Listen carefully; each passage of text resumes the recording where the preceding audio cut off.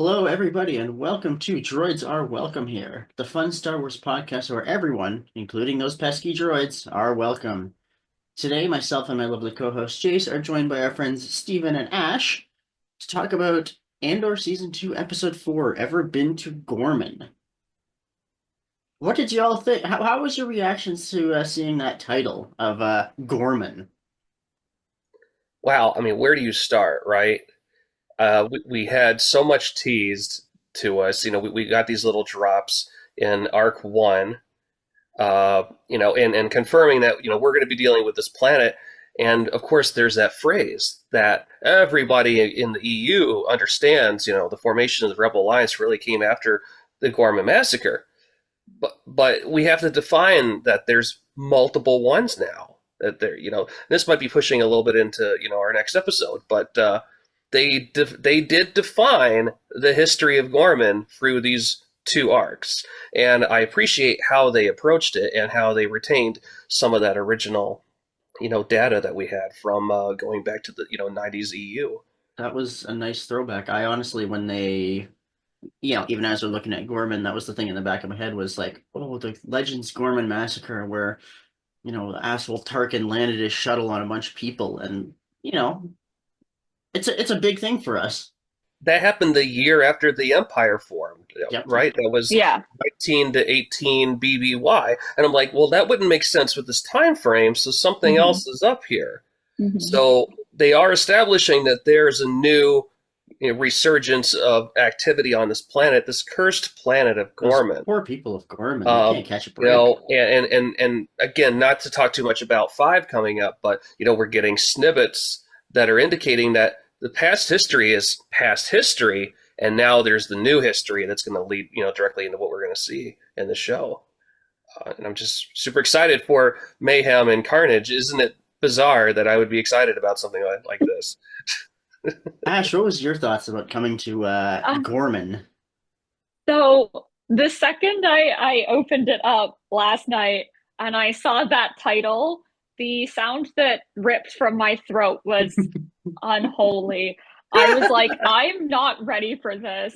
Cause like here's the thing. Last night I had to witness Alderaan getting completely shafted as my second favorite planet in Star Wars and Gorman just sliding into its place. And I was like, well, at least nothing bad really happens to Chandrilla. My favorite planet is safe, but my second and third favorites are constantly suffering. And, just knowing how important this event is to Mon's storyline and then having the additional gut punch of Erskine Samaj being like, yeah, my mother's from Gorman. And I'm like, oh, great, cool, baby girl, you've got trauma there too. Um, and now it's like, okay, but when did your mom die there, buddy? Do you wanna fill us in on that? Oh Was it a no. certain star destroyer that landed on her? Um, yeah, so it was a lot. It was a lot for me. Every arc I'm going into feeling slightly physically ill, and I don't know how to cope with that. It's not going to be good Jace, art coming up for you then. Jace, how was your thoughts coming into this week? Are you ready for what we were expecting to be another week of just pure pain, followed by everyone on Twitter yelling? I didn't need more pain, but you know, it is what it is. Thanks. Star Wars Uh, is pain, and yet we suffer yeah, willingly. yeah. It is the gift that keeps giving. We do want more of it somehow. So we start out our episode. We have the lovely title screen, and we see that Bix is at a safe house on what we find out to be Coruscant, and she's having what we don't realize at first is a nightmare where she is being visited by Dr. Gorst, who I think we all probably equally hate. Yeah. She just cannot escape her past, the traumas of the past, the traumas of last week. And in this case, she almost fires a blaster into a wall, which probably would have, given them away. Yeah. Cassian wakes up, and he catches her in time and is able to snatch the blaster before she fires. and wakes her up and tries to talk to her. Mhm. What's your thoughts coming into this? She's carrying a lot of residual trauma here. That's some very clear PTSD Mhm. combined with what has to be some very harrowing adventures for the rebellion now. That's a lot to take in. Yeah. I last week was making the joke that Dr. Gorst is my sleep paralysis demon as well. Um, and so just another reminder of, oh, once again, he is the sleep paralysis demon. Bix and I have that in common. Uh, and I I do not like Dr. Gorst. Like I can oftentimes be like, oh, like I enjoy this character and their story, even if I disagree with their actions. Like Dedra. I could do that with Dedra, but I can't do that with Gorst because the only time we ever see him is when he's torturing people. And so I'm like, dude, you gotta go. Like if we're gonna be losing heroes, we also need to be losing like people like this too. Like it has to be balanced. He's just got one of those faces where it's just like, you're such a bad person. I just want to grab that blaster and just shoot you and be done with you. Yeah, He I want has to. a punchable face, doesn't he? Yeah, and like again, not to bring real world politics into it, but I feel the same way about his face as I do about a certain party leader who just lost his own freaking seat in the House of Commons.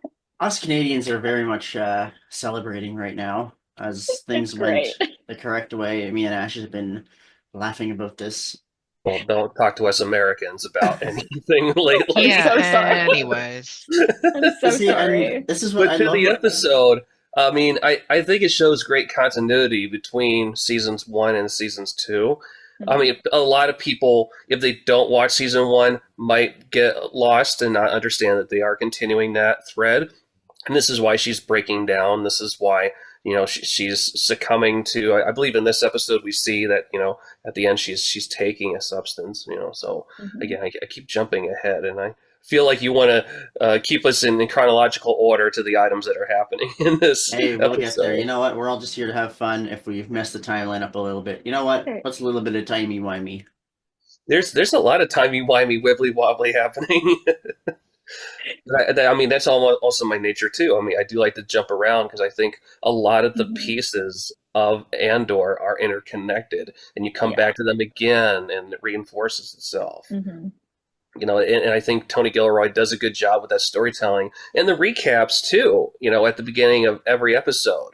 You might have just seen that, but it's really good to follow that particular storyline because they get into those little, Yeah. details of what character is going through, or they're going to focus on this person now. Hmm. Definitely, and especially with them dropping, 3 episodes a week, it's helpful to, even just Yeah. have that little refresher of, maybe this one thing slipped your mind, and it just builds it up. It just You didn't think builds it the was hype. important. Maybe you Yeah. just passed it up as something that was not important to the whole picture. And now you realize when they go through the recap again, oh, these little pieces were all supposed to add together to this if you were paying attention.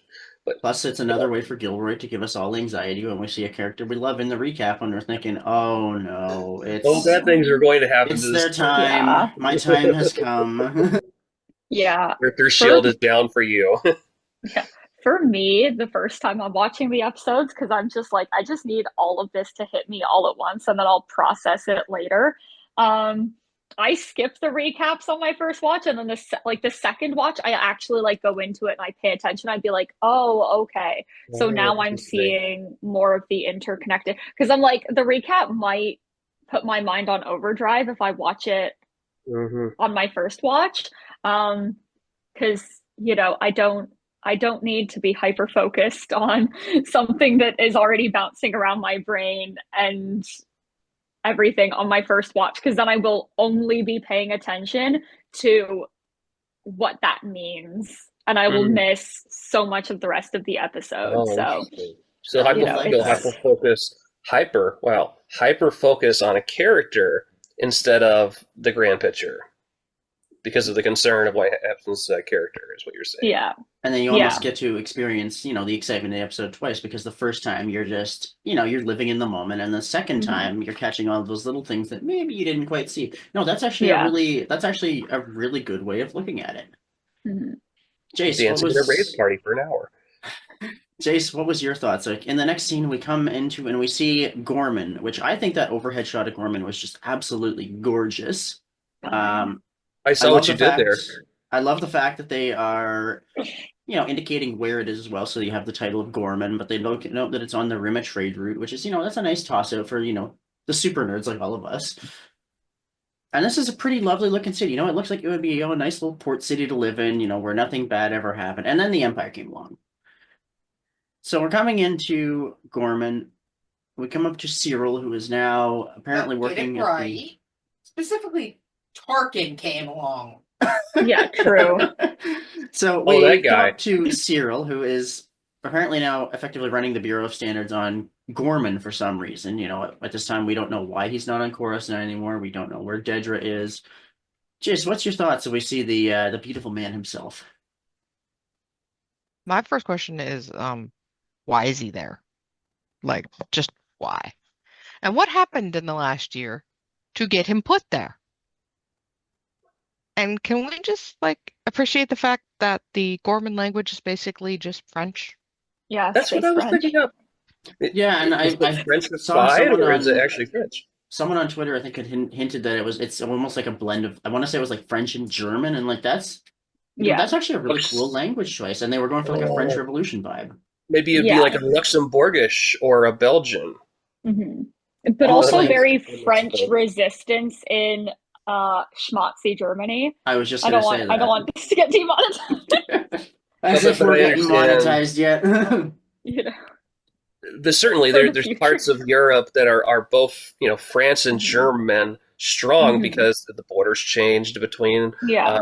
If you go to that very far northeastern portion of France, at some point in the past it was Germany, and Mhm. France got it back again. So I feel like in those areas, in Luxembourg and Liechtenstein and all those Yeah. little countries kind of floating in there, and Andorra. Oh, that's funny. like here's where you can have those languages sort of mishmash together, and I think that's where we get the language that we're getting on Ghorman. Yeah. From the Gore people or the Ghorman people. I guess they have multiple names for them. Yeah. And it also allows them to speak amongst themselves without the Empire knowing what they're talking about, right? Mhm.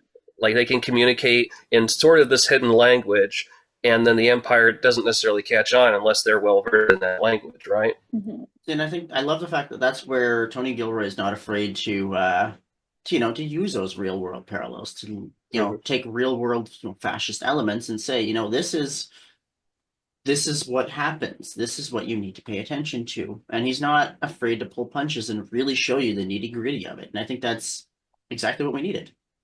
Yeah. And that's also a very Lucas strong emphasis too, because George would root things in reality. He wouldn't just make space fantasy, and make it so extravagant that it's not possible. Like there's definitely some ground truth to everything that we're seeing, and all those little all those little details that we get on the planet is just more examples of this lived-in environment that's been lived in for thousands of years, and it just feels like it's a real place, right? So Yeah. my next question, this is going to get something thrown at me for sure. Okay. Oh, no. I'm preparing here. Jace is sitting literally right there. As we're coming into Cyril's apartment, what was your thoughts on seeing the spiders on the show? I think they don't like spiders. I do not.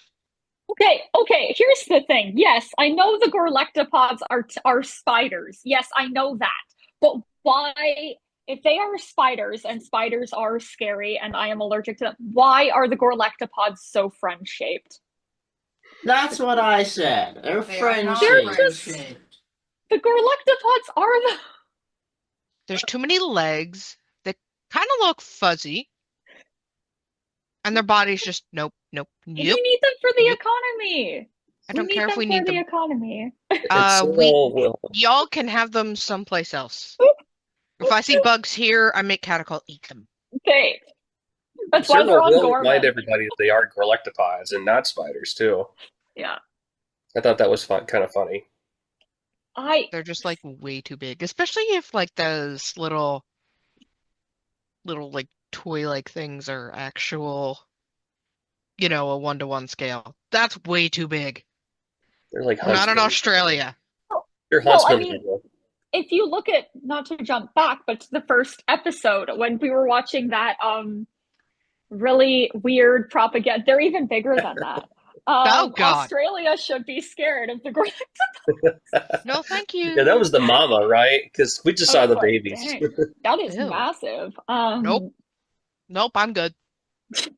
So we got Cyril. He's getting ready for his day at work. He's putting on his coat. He's getting his cute little briefcase, and he leaves his It's, apartment.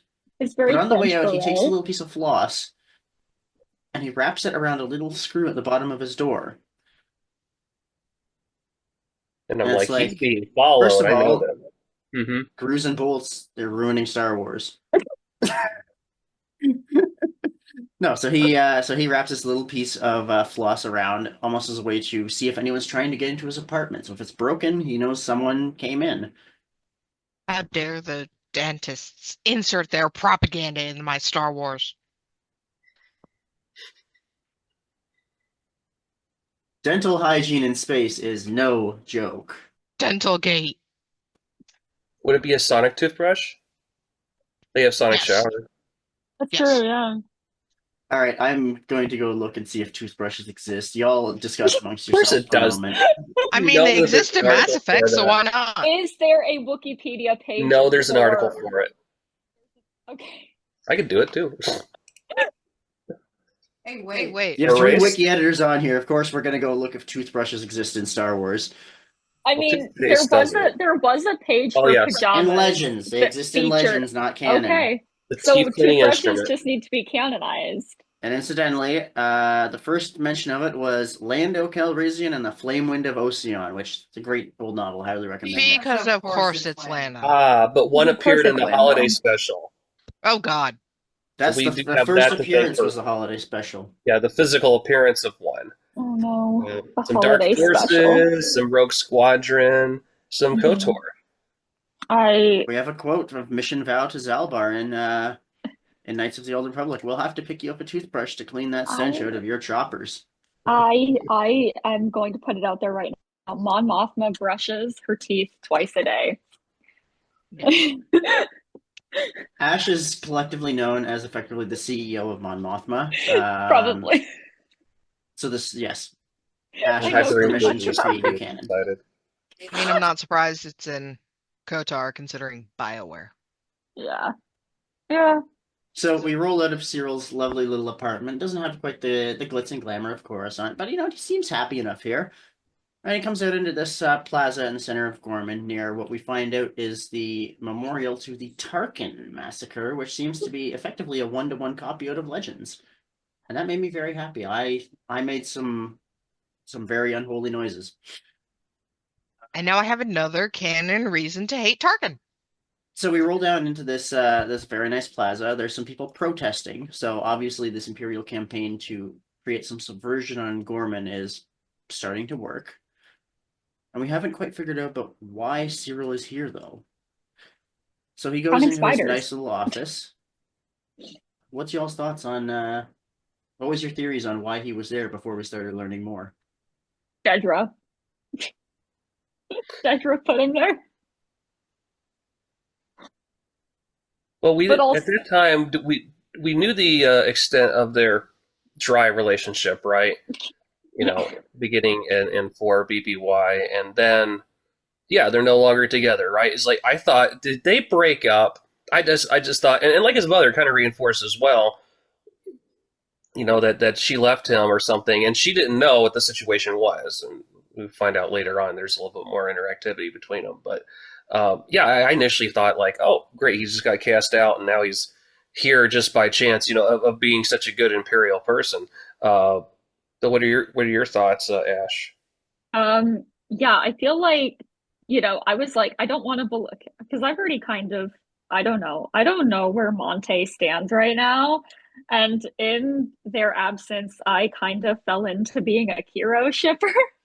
So I was like, please don't tell me that Dedra and Cyril broke up. Tell me that he's just, he's just got another job and she can't leave Chorus. She doesn't want to leave Coruscant. And so he's doing work on another planet and they're still together, just in separate places. And Edie is completely misreading this situation as she wanted rid of you. What a terrible woman.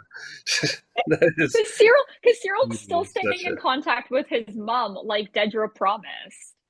So, like he's calling her like every week, which means that Edie has held up her side of the bargain. So Dedra and Cyril are holding up Dedra's side of the bargain. And then they started talking about like lots of details about Imperial functions, and I'm like, that's really interesting that they're like exposing all this stuff, and I wonder who's listening in. And then it sort of translates to, yeah, everything you're saying is being heard, right? Yeah. So then, I love this next scene. So like as we alluded to, he's talking to his mother, and Jace, I want to know what you thought about this. But his mother starts quite literally spewing out the Imperial propaganda that they had just discussed, a year prior, and putting in place. And he effectively tells his mother, "You're listening to too much Fox News." And Jason, what did you think of that? I may have died a little bit on the inside, but it's not wrong. And just the way that she's portrayed really makes me believe she definitely has a tinfoil hat somewhere in her apartment. Oh, definitely. I like that parallels real life right now, where we're telling people to just stop listening to the entertainment network. Yeah. And please focus on, what's actually in front of you. And it's not like that's not alluded to later when Mon is with, oh goodness, what's that senator's name? The Ghorman senator? Oh, Oman, I think. Yeah, I'm Yeah, dropping the name. yeah, it was that one. Yeah. Yeah, I could also go to woke, but also like I'm still getting used to a lot of these, unique alien type names. I mean, they're not. yeah. They're definitely memorable if you remember them. But there's so Yeah, many people, right? There's yeah, just pretty so much. many different characters. Listen, we all remember that in Legends, at one point in time, the most popular baby name on Coruscant was Sharp Keening at 85 cycles, followed by 5 atonal mandible clicks. Steven knows it. He gets what's up. News 22 BBY. This guy gets it. As I think I Jason may Ash have is just made like, that what in the article. hell are they talking about? I might have made that as I article, recall, bro. was a Pablo Hidalgo creation, and we love him for it. I love the mandible click article. It's great. Anything Holonet, please. I just wish we had more of it. I just wish we had some other, years, 19 BBY, something during the Empire. But I think we got little snippets of it with some of the entertainment that, was showing up on the screen for this show. So something kind of really cute that I just noticed. I've got the episode open in a side tab.